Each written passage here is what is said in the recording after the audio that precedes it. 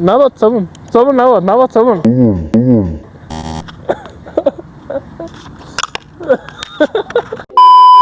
سلام علیکم دوستان عزیز، خیلی خوش آمدین به دل چالنج استودیو. و دل چالنج استودیویی است که ما میتونیم هیجان، دلهوره و تمام چیزا را برمغان میریم خلاصه بگم. خب به هر صورتش ما اینجا یک شرکت کننده داریم و 3 دانه چالش دلهوره برانگیز که میتونیم به خودت میشه بریم. سلام علیکم، رستم خان هستم، یک تنها شرکت کننده های دل چالنج استودیو به امید پیروزی. بدون شک رستم خان تو 3 دانه چالش داری. در قدم نخست 3 دانه جان دل مرحله شروعی داری.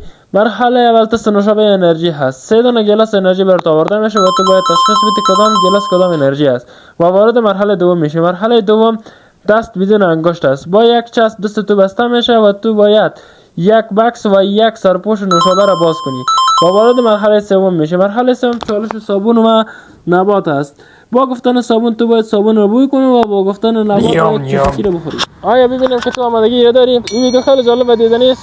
بغل تشکایتان و یا بغل صندلیتان لم بتین و ویدیو رو تا آخر ببینید. تا لایکتون نرم. خب چالش شماره اول شروع شد. انرژی رو بیار.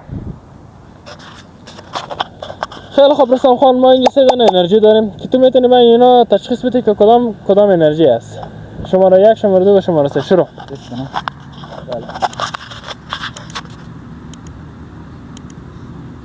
پرفکت. خب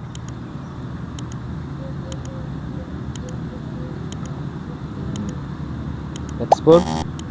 خب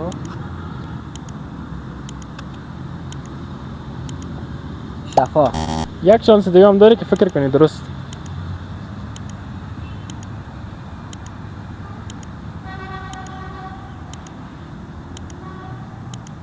اکسپورت.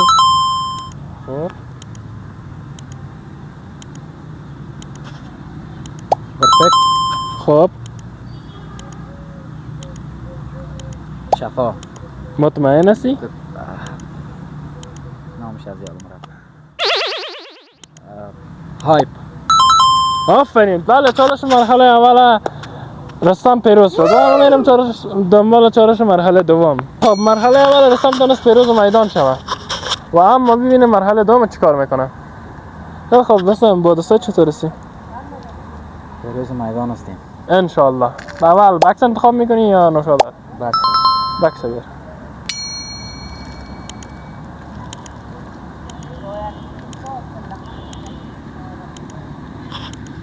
برو میتونی. آفرین. برو دوباره بستش کن.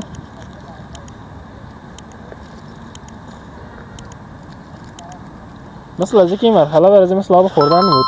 نوشابه رو بیار. نوشابه رو بیار. خیلی خوب، بکس تان رو سواز کنه و اما ببینیم نوشابه چی کار میکنه. خیلی خوب.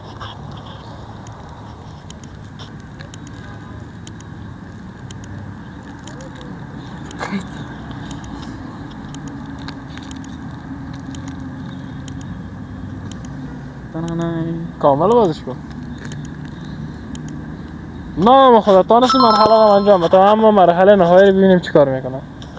به نظرت میتونی مرحله نهایی رو برنده شی؟ پیروز میدان هستم. ما چالش نهایی.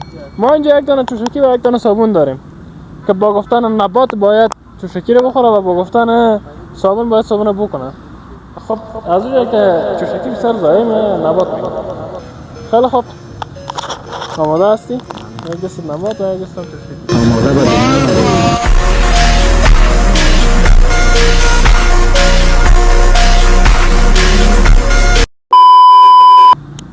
نبات، صابون، نبات، صابون، صابون، نبات، نبات،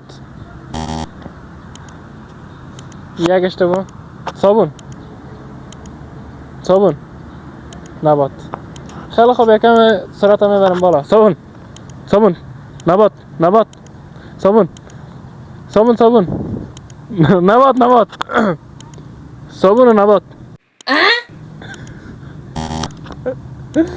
اشتباه. خیلی خوب، یک بار دیگه تندتر. نبات، صابون، صابون، نبات، نبات، صابون.